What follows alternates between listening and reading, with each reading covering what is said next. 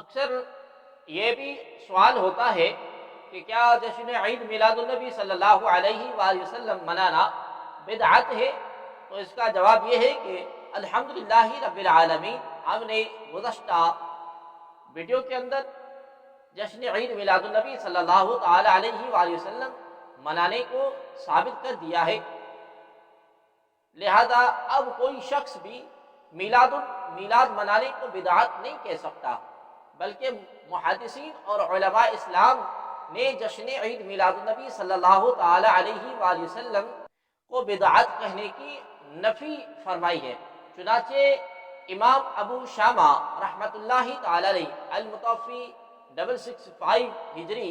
امام جلال الدین سیوطی رحمۃ اللہ تعالی علیہ المتوفی 911 ہجری، امام شمس الدین سخاوی رحمۃ اللہ تعالی علیہ المتوفی 902 ہجری، حضرت امام ابن حجر ہیثمی رحمۃ اللہ تعالی علیہ المتوفی 973 ہجری کے اقوال آپ ملاحظہ فرمائیں۔ نمبر 1، شارح صحیح مسلم امام نووی رحمۃ اللہ تعالی علیہ المتوفی 665 ہجری کے شیخ امام ابو شامہ عبد الرحمن بن اسماعیل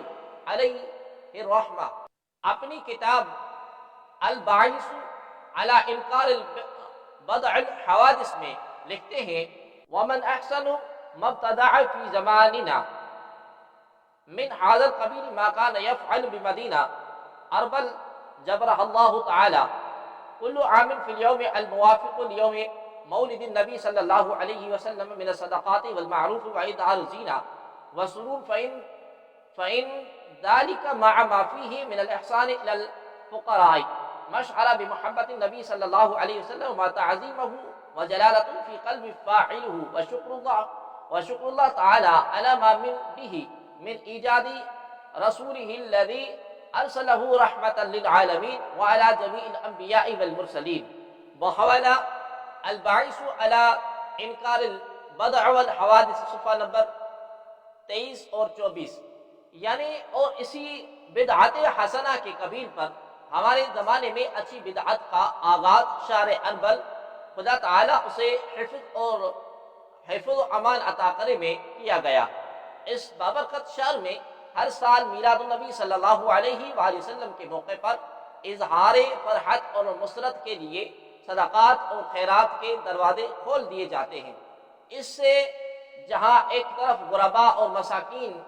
کا بھلا ہوتا ہے، وہیں حضور نبی اکرم صلی اللہ علیہ وآلہ وسلم کی ذات گرامی کے ساتھ محبت کا پہلو بھی نکلتا ہے، اور پتہ چلتا ہے کہ اظہار شادمانی کرنے والے کے دل میں اپنے نبی کریم صلی اللہ علیہ وآلہ وسلم کی بے حد تعظیم پائی جاتی ہے، اور ان کی جلالت اور عظمت کا تصور موجود ہے۔ گویا وہ اپنے رب کا شکر ادا کر رہا ہے کہ اس نے بے پایا لطف و احسان فرمایا کہ اپنے محبوب رسول صلی اللہ علیہ وآلہ وسلم کو ان کی طرف بھیجا جو تمام جہانوں کے لیے رحمت مجسم ہے اور جمیع انبیاء اور رسل پر فضیلت رکھتے ہیں۔ شیخ ابو شامہ شاہ اربل مظفر ابو سعید کو کبرا کی طرف سے بہت بڑے پیمانے پر میلاد شریف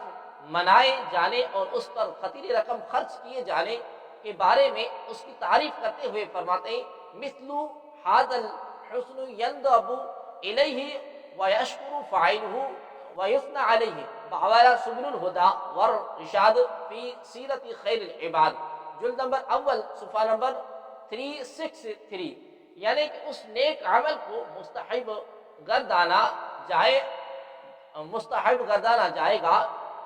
اور اس کے کرنے والے کا شکریہ ادا کیا جائے گا اور اس پر اس کی تعریف کی جائے گی۔ 9ویں صدی کے مجدد امام جلال الدین سیوطی رحمۃ اللہ تعالی علیہ اپنی کتاب حسن المقصد فی عمل المولد کے صفحہ نمبر 3 پر فرماتے ہیں کہ رسول اللہ صلی اللہ علیہ وآلہ وسلم کا میلاد منانا، واقعات بیان کرنا، ضیافت کرنا، یہ آپ کریم صلی اللہ علیہ وآلہ وسلم کی تعظیم میں سے ہے۔ اس اہتمام کرنے والے کو میلاد پر اظہار فرحت اور مسرت کی بنا پر ثواب سے نوازا جائے گا۔ فرماتے ہیں کہ ان اصل علی المولد الذي هو اجتماع الناس وقراءة ما تيسر من القرآن وروایت الاخبار الواردة في مبدا امر النبی وما وقع في مولده من الآيات ثم يمدلهم سمات يعقلون وينصرفون في غير زيادة على ذلك من البدع الحسنة التي يثاب عليها صاحبها لما فيها من تعظيم قدر النبي صلی اللہ علیہ وسلم وإظہار الفرح والاستبشار بمولده الشریف. یعنی کہ رسول اللہ صلی اللہ علیہ وآلہ وسلم کا میلاد منانا جو کہ اصل میں لوگوں کو جمع ہو کر بقدر سہولت قرآن خوانی کرنے اور ان روایات کا تذکرہ کرنے میں سے عبارت ہے جو آپ کریم صلی اللہ علیہ وآلہ وسلم کی ولادت مبارکہ کے معجزات اور خارق العادات واقعات کے بیان پر مشتمل ہوتا ہے. پھر اس کے بعد ان کی ضیافت کا اہتمام کیا جاتا ہے اور وہ تناول ماحضر کرتے ہیں اور اس بدعت حسنہ میں کسی اضافے کے بغیر لوٹ جاتے ہیں، اور اس اہتمام کرنے والے کو حضور پر نور صلی اللہ علیہ وآلہ وسلم کی تعظیم اور آپ کریم صلی اللہ علیہ وسلم کے میلاد پر اظہار فرحت اور مسرت کی بنا پر ثواب سے نوازا جاتا ہے. امام شمس الدین سخاوی رحمۃ اللہ تعالی علیہ المتوفی 902 ہجری اپنی فتویٰ میں میلاد النبی صلی اللہ علیہ وآلہ وسلم کے منانے کے بارے میں فرماتے ہیں وَإِنَّمَا حَدَثَ بَعْدَهَا بِالْمَقَاصِدِ الْحَسَنَةِ وَالنِّيَّةِ الَّتِي لِلْإِخْلَاصِ شَامِلَةً ثُمَّ لَا زَالَ أَهْلُ الْإِسْلَامِ فِي سَائِرِ الْأَقْطَارِ وَالْمَدَنِ الْإِذَامِ يَحْتَفِلُونَ فِي شَهْرِ مَوْلِدِهِ صلی اللہ علیہ وسلم وشرف وکرم بعمل الولائم البدیعہ والمتاعب المشتملہ على الامور البہیمہ والبدیعہ ويتصدقون في لياليه بانواع صدقات ويظهرون مسرات ويزيدون في المبرات بل يعتنون بقرابة مولده الكريم ويظهر عليهم من بركات كل فضل العظيم عميم بحيث كان مما جرب كما قال الإمام شمس الدين بن الجزري المقري أنه أمانة ما في ذلك العام وبشرى تعجل به ما ينبغي ويرام وحول المولود الروى في مولد النبي ونسبه الطاهر. صفحہ نمبر 12 اور 13. یعنی کہ محفل میلاد النبی صلی اللہ علیہ وآلہ وسلم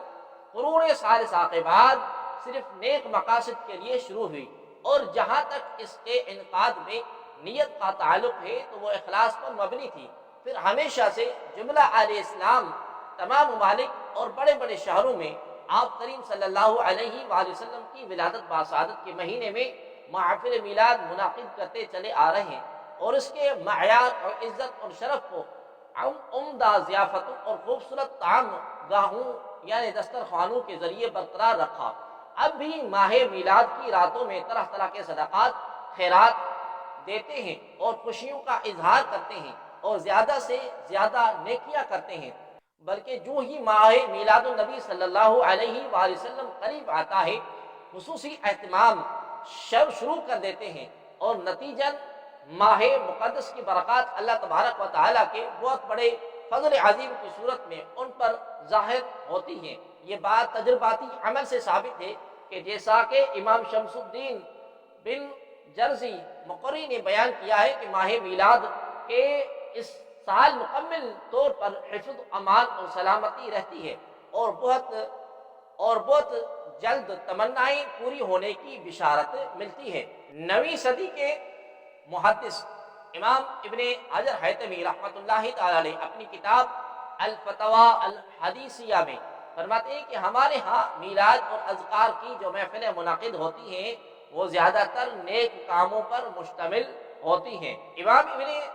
امام احمد بن محمد بن